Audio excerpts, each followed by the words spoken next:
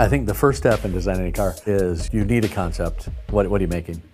And then you just immediately are sketching like nonstop. When we set out to do this, we were looking at a way to bridge the gap between the race car being at SEMA and the production car. And in between there, what could somebody do to a TLX?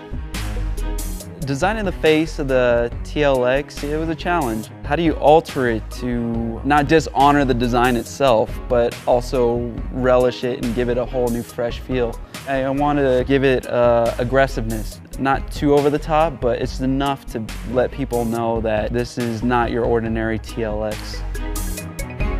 Probably one of the biggest thing that we do a lot of is clay molding. And we're able to really sculpt the lines and get all the different intricate details in there. There's a lot of lines that kind of start small and then we go and really accentuate them, come to a point, and then we go away. It's amazing how adjusting tension points on a line just create emotion. Those are the things that not take away from the design of the car, but accentuate it. You know, you're working obviously little by little on it, but it's also you got to think of the big picture.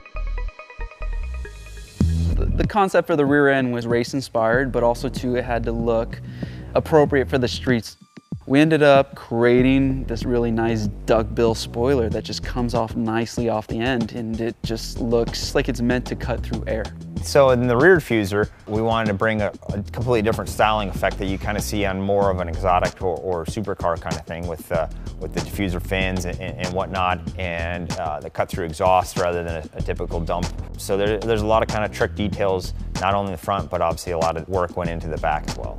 It's all these little nuances and details that add up to the big picture that ultimately comes out for a good design. We got ADV1 wheels going on this thing, Wilwood brake kit, and to give the perfect stance, we got it sitting on RSR coilovers. And to add another element to the raciness and just where I think grabs most people is the color. The paint on this is pretty amazing. It's a really unique blue. It's a blue, but it's something that I don't think anyone's ever seen before. And I guess that's why everybody loves prototype stuff, because it's the mystery, you know? Guarantee someone's gonna wanna whip out their phone and take a picture of it, because it's badass.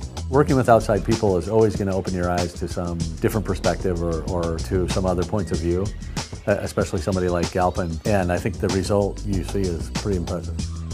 I'm thinking everyone's going to be blown away by the car. It's a work of art, for sure.